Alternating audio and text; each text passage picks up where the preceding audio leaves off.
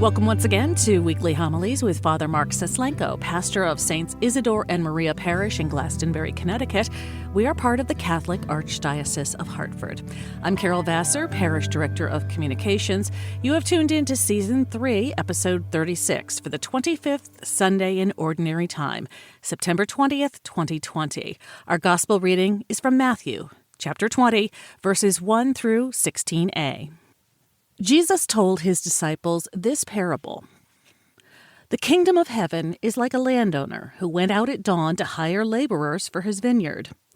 After agreeing with them for the usual daily wage, he sent them into his vineyard. Going out about 9 o'clock, the landowner saw others standing idle in the marketplace, and he said to them, "You too go into my vineyard, and I will give you what is just." So they went off. And he went out again around noon, and around 3 o'clock, and did likewise. Going out about 5 o'clock, the landowner found others standing around, and said to them, "Why do you stand here idle all day?" They answered, "Because no one has hired us." He said to them, "You too go into my vineyard." When it was evening, the landowner of the vineyard said to his foreman, "Summon the laborers, and give them their pay, beginning with the last and ending with the first." When those who had started about 5 o'clock came, each received the usual daily wage. So when the first came, they thought they would receive more, but each of them got the usual wage.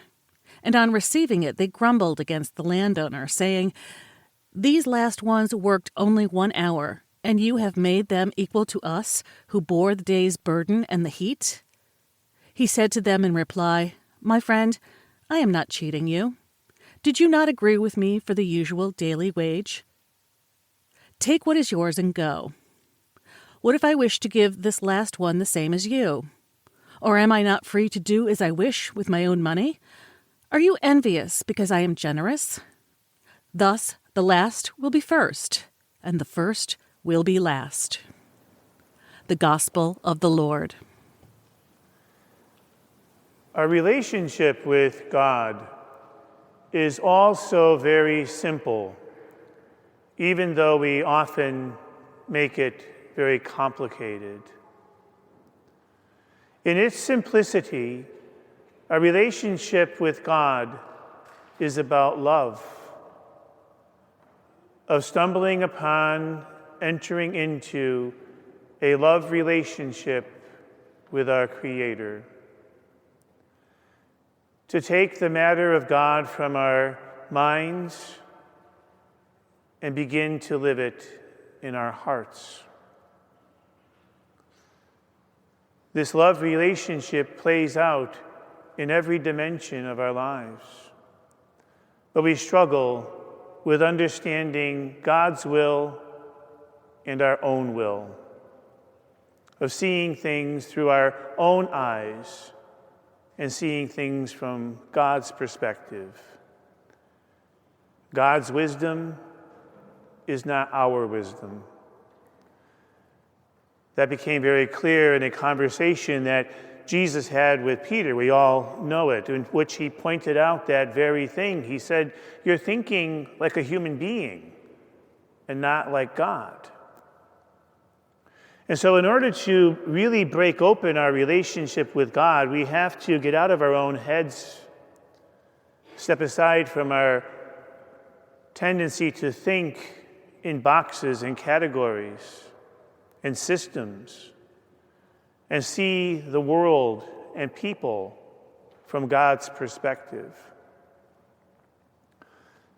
I've been quoting a lot lately from Jean-Pierre de Caussade. And he has some powerful things to say about our relationship with God. And I'd like to share one of his quotes with you today. Listen very carefully to these words. Think of yourself as you hear his wisdom. There is not an atom in your frame, even the marrow in your bones, that is not formed by divine power. Listen again. there is not an atom in your frame, even the marrow in your bones, that is not formed by divine power. He goes on to say that even the blood that flows through our veins only does so because of God's power. You see, once we realize the sacredness of our life, of how close God really is to us in the very fiber of our being, the next step is to simply fall in love with that God who sustains my life. Because I begin to realize that I cannot be without God. That there is no me without God. Every breath that I take, every fiber of who I am, is not only created by God, but sustained by God. And as we begin to fall in love with this God who has made us, as we begin to appreciate our specialness, our sacredness, as we begin to appreciate how God's divinity flows in and through us, then we begin to understand how important it is to preserve that relationship in our life above all else. For without that relationship, I cannot continue in being. And without that relationship, I have no hope of eternal life. And as with anything we love so deeply and so dearly, we would not want to lose it at any cost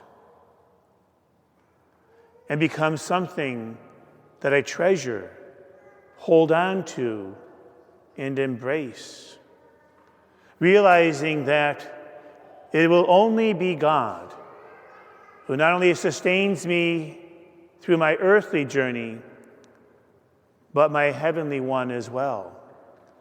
I begin to realize how dependent I am upon God's abundant mercy, His generosity, His compassion, His love, without which I would fade away.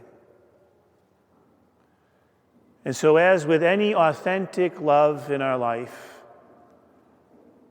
we enter into that relationship not because of some benefit we may get in this life, some favor or some merit. We enter into that relationship simply because God is and I am. So it matters little what God is doing for someone else, and only matters what God is doing for you. Father Mark Sislenko is the pastor of Saints Isidore and Maria Parish in Glastonbury, Connecticut. Learn more about our parish community at isidoreandmaria.org and follow us on social media, Facebook, Twitter, and Instagram. Our music comes free of charge from Blue Dot Sessions in Fall River, Massachusetts. I'm Carol Vassar. Thanks for listening.